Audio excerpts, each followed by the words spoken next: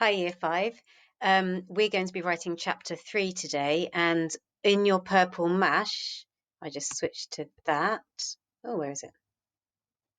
Hold on.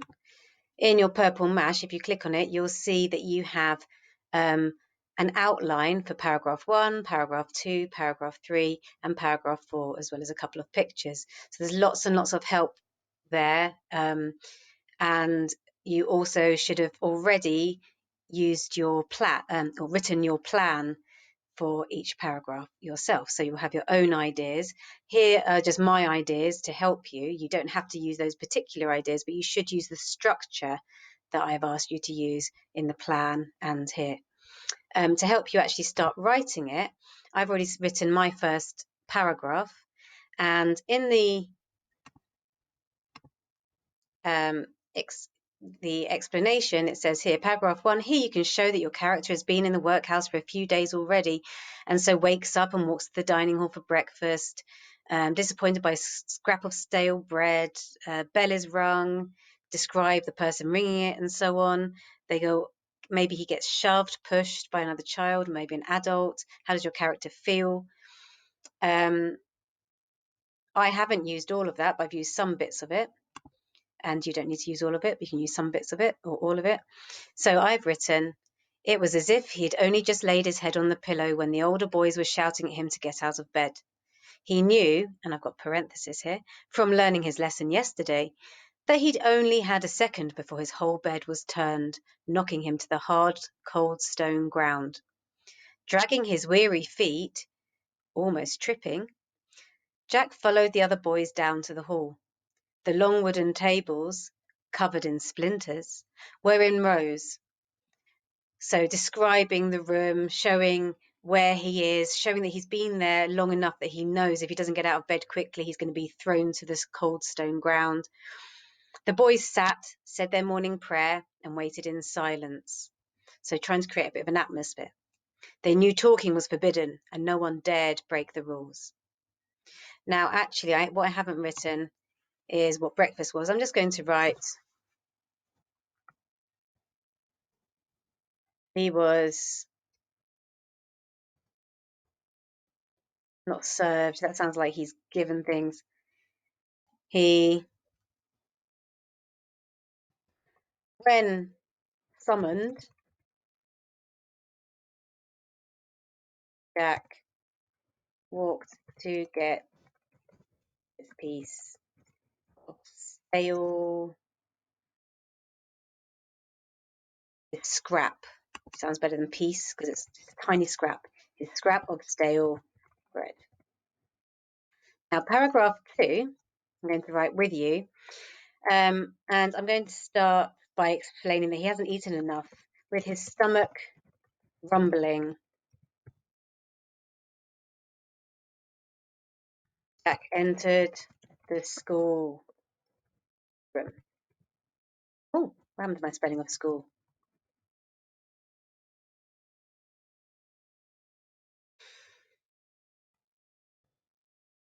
I put a comma after with his stomach rumbling because it's an adverb phrase at the front, fronted adverbial, telling me how.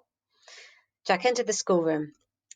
He was certain. Now I'm going to describe the master a little bit, the schoolmaster. He was certain the master, I'm going to use a relative clause describing the master, who was a formidable, so very scary and large, formidable old man, comma, to end my relative clause. He was a formidable old man, particularly disliked him. Let me just read that sentence back and make sure it makes sense. With his stomach rumbling, Jack entered the schoolroom. He was certain the master, who was a formidable old man, particularly disliked him. Out of the corner of his eye, a fronted adverbial there. I've got two those. Fronted adverbial, so I need a comma, telling me again how, or where, rather, where he sees something out the corner of his eye. Jack saw a slate. So they used to write on slate. So they'd have a slate, showing it on camera, a slate, and then they'd write on their slate.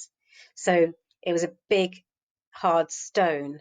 You don't want to be hit by it. However, Jack saw a slate fly across the room. So someone's obviously thrown it because they don't fly.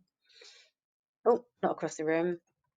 Jack saw a slate fly towards the master and hit him on the leg. So be specific. Don't just say he got hit. Say what he got hit by, and describe it flying across the room or whatever it is that you're doing. But lots of description and be specific. It hit him. Where did it hit him? On the leg. And then I'm going to use, and I've said to do this quite a lot in the more exciting paragraphs. So here, the escape and running, but we're going to use a short sentence because that shows tension. It shows something happening that you need to pay attention to. So we've got lots of long sentences, and now I'm going to use a short sentence with just 2 words. And so that's the master turning round. And that's not the end of my paragraph. I would then, in that paragraph, continue to say what the master did. Maybe locked him somewhere. Maybe he didn't have any lunch or dinner. Maybe he stayed for even for a couple of days. They weren't so worried in those days about health and safety. And maybe then at that point, Jack decides that he needs to escape. And so then in paragraph 3, the escape, describing the escape. Does he hurt himself on a rusty nail? Does he scrape his foot against the stone? Maybe he lands hard against the stone ground, but he has to get up. Maybe he's bleeding. Maybe his arm is hurting and he's holding it like this. So lots and lots of descriptions, short sentences to show the tension with some longer sentences to describe. And there's my dog in the background there.